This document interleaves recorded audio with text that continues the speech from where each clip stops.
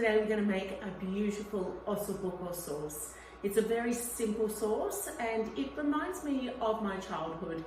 In Sicily they didn't eat a lot of meat, and when they did they would turn it into usually a couple of different meals. So I'm going to show you how to make the base sauce and teach you how you could have it as a main dish with a crispy garden salad and some fresh bread, or even as a pasta dish as well. So in a pan here, I'm just going to heat up about 1/4 cup of olive oil, and just put that onto a pan. Be quite liberal with the oil. We have here 3 big pieces of Osso Buco. It's about 1.2 kilos. This would serve about, I'd say, 3 to 6 people, but if you wanted to amp it up and serve 8, then I'd probably get another piece. They're quite thick, so we're going to pop them on a pan and start sizzling them and cooking them down. We're just searing them.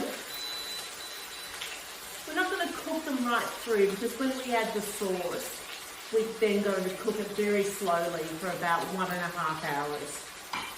So the Osso Buco is quite a tough meat, and it's a cheaper cut, so it's going to require a little bit of extra cooking and some beautiful slow cooking. A lovely dish for winter. So we're going to liberally salt the Osso Buco on both sides with a little bit of cracked pepper.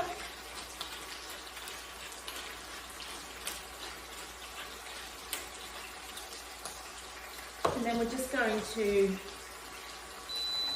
lift the heat up a little bit. I'm going to turn them over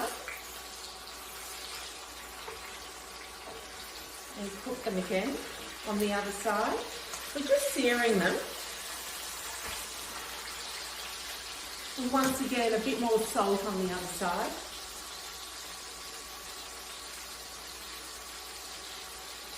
Now this is a very simple dish. It doesn't have a lot of ingredients to it, which is what I love about it, and it's something that you can prepare in advance.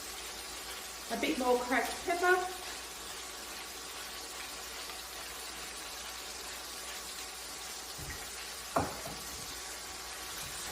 We're just going to keep an eye on them. And I like to, because they're so thick, just do the edges as well, just very slightly. We're doing it on a fry pan today, but you could also use a Le Creuset pot or something that you could probably put in the oven if you didn't want to do it on the stove.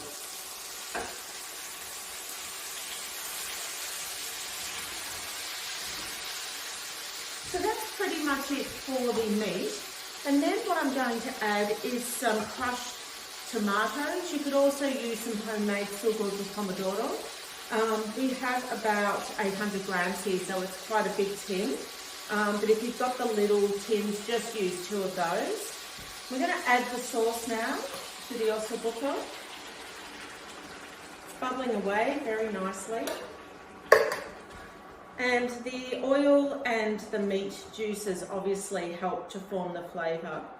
And I won't add any salt at this stage because we've heavily salted the meat. But what I will add is some beautiful fresh bay leaf from my garden. I like to add these for a hint of flavour. And I've got small, probably about 3 small ones here, but if they're quite large, maybe 1 or 2, because they can impart quite a strong flavour. So I'm just going to put them in and bring that up to a boil.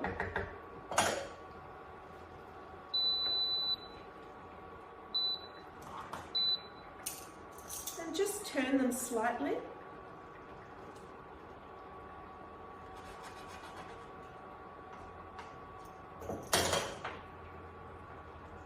And then once they're at a slow simmer, I'm going to put the lid on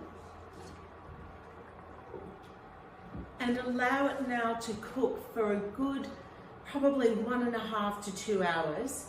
And it's going to depend on keeping an eye on it and checking on it until the meat falls off the bone. So you could keep it cooking very slowly on your stove, and keep an eye on it so it doesn't burn down the bottom, or you could pop it in the oven on a slow setting and cook it really slowly until the meat begins to fall off the bone. Once that's ready, you remove the bone and you shred the meat into the sauce and you season it with a little bit more salt and pepper if you feel it needs it. And then you have a beautiful meat dish that you can then serve alongside probably a lovely plate of homemade fettuccine. So this is a lovely packet of Italian fettuccine that I like to use, or very simply with some fresh crisp garden salad with some lettuce and cucumber and some crispy bread on the side of the plate as well, and maybe a little bit of grated parmesan or pecorino cheese on the top. And there you have my slow cooked Osso Buco.